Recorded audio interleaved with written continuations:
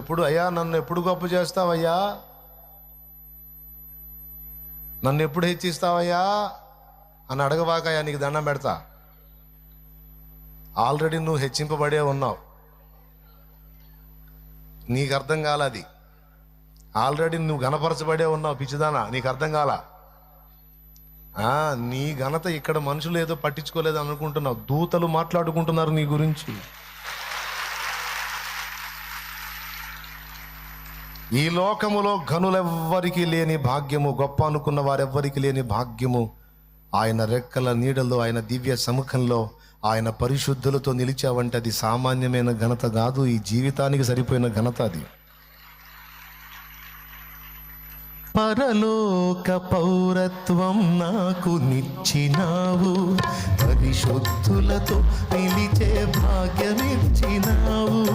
పరలోక పౌరత్వం నాకు నిచ్చినావు, పరిశుద్ధులతో నిలిచే భాగ్యమిచ్చినావు.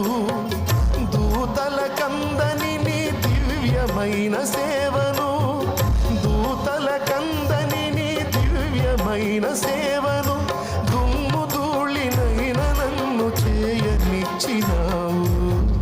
ఎందుకింత ప్రేమ చూపావు నా యేసయ్యా,